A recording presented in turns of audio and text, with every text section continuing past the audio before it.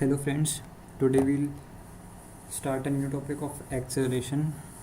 So in today's lecture we'll cover points about acceleration, acceleration in uniform circular motion, and the direction of acceleration in uniform circular motion, the misconceptions, the common misconceptions about the acceleration or the existence of acceleration in uniform circular motion. So let's start with the topic acceleration.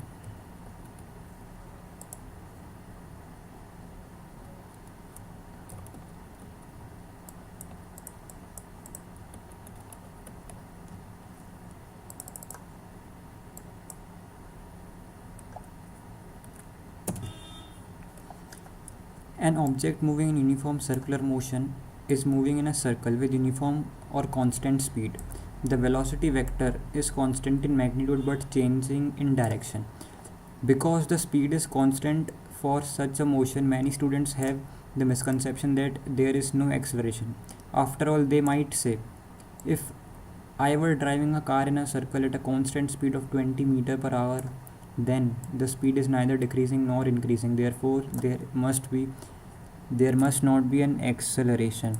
So they are trying to say that there is a common misconception in students that when a object moves in a uniform circular motion with constant speed, there is no acceleration. To clear this doubt, first we have to clear or tell about the difference between speed and velocity.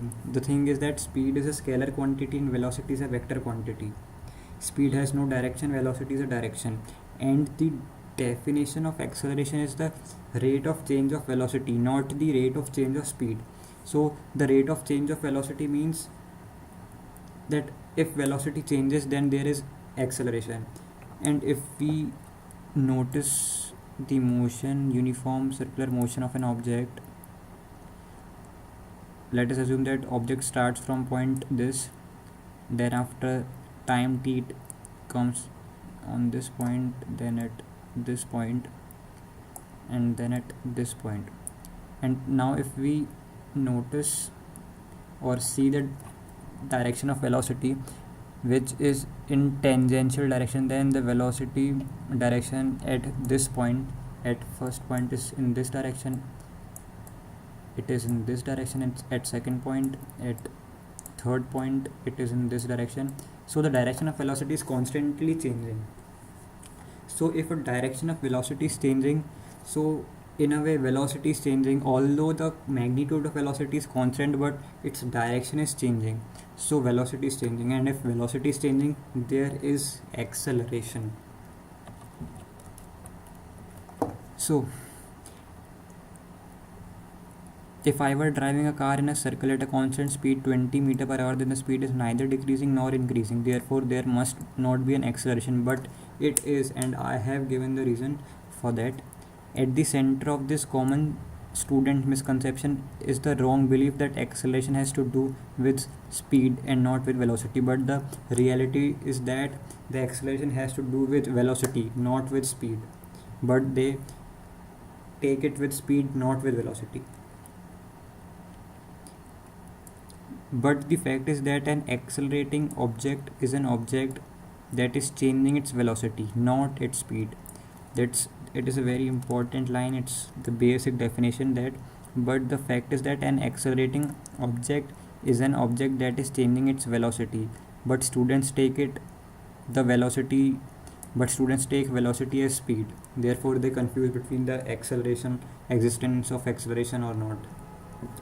And since velocity is a vector that has both magnitude and direction, a change in either the magnitude or the direction constitutes a change in the velocity. That was I was saying that if anything between magnitude or direction, any one thing of magnitude and direction changes, then velocity will change. And in this case, although magnitude is constant but direction is changing, so velocity is also changing, and if velocity is changing, there has to be some kind of acceleration.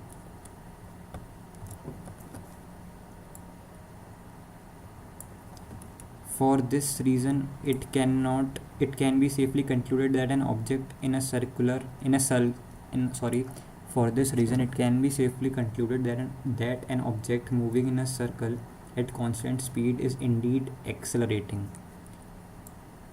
It is accelerating because the direction of the velocity vector is changing. So it's kind of the final conclusion that we have made after explaining the whole para. It's kind of a conclusion that it can be safely concluded that an object moving in a circle at constant speed is indeed accelerating. It is accelerating because the direction of velocity is changing. Now we'll move to our next subtopic, that is geometrical proof of inward acceleration. In this we will study, or we will find out, the direction of acceleration, since acceleration is a vector quantity and we have earlier proved that there is acceleration. So now we'll find out the direction of acceleration and uniform circular motion by the help of our basic definition, that acceleration is the rate of change of velocity. To understand this at a deeper level, we will have to combine the definition of acceleration with a review of some basic vector principles. That acceleration as a quantity was defined as the rate at which the velocity of an object changes. As such, it is calculated using the following equation. So, average acceleration is change in velocity divided by time taken in changing that velocity. So, it is velocity, not speed. I'm repeating it again. It is velocity, it's a vector quantity, it's not speed, it's not a scalar quantity, it's a vector quantity.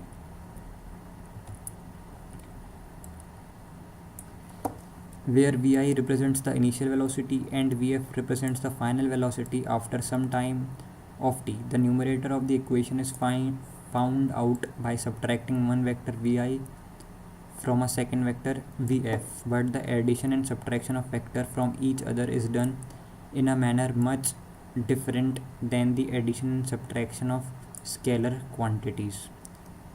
Consider the case of an object moving in a circle about point C as shown in the diagram below. In a time of t second, the object has moved from the point A to point B.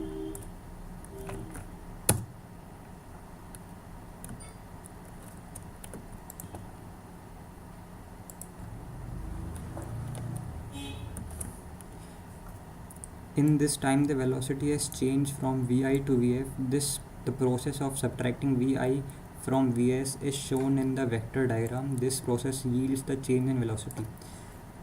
So in this whole para,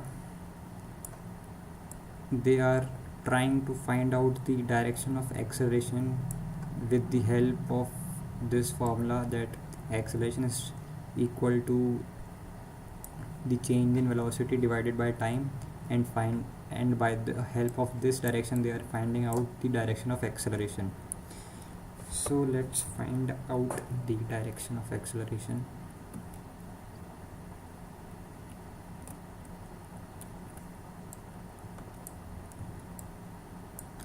So they've assumed that an object, or any object, is moving in a uniform circular motion, and initially it is at point A, and its velocity is tangential to the path, so it is in this direction, and after some time t it has moved to point B, where the velocity direction is in this direction. And since we have seen above that velocity is equals to acceleration is equals to v final minus v initial divided by time taken, so we'll do vector subtraction. So first vf is in this direction and vi is in this direction, but as we are it is vector subtraction, and so we'll multiply this negative sign with vi. So by multiplying this minus sign with vi, its direction will change to 180 degree in opposite direction. And now we will join the arrow with the tail of this, and the final direction is in this direction, which is pointing towards the center of the circle. So we have finally observed or found out that in a uniform circular motion with a constant speed, the direction of acceleration is towards the center of that circular path.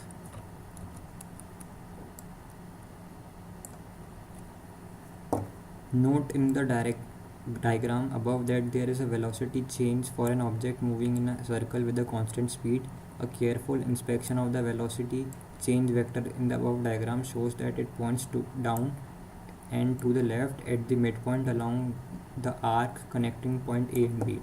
The velocity change is directed towards the point C, that was towards point C, the center of the circle. The acceleration of the object is dependent upon this velocity change and is in the same direction as the velocity change. So they are saying that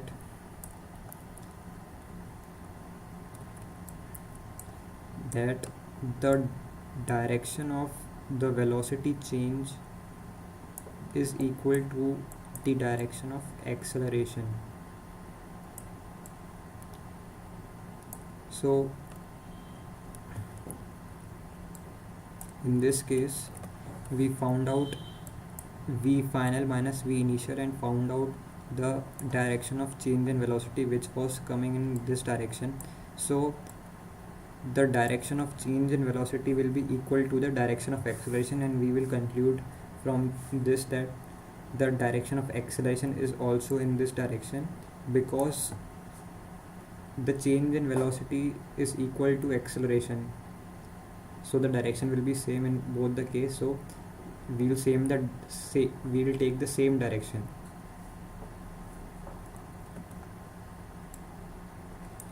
So with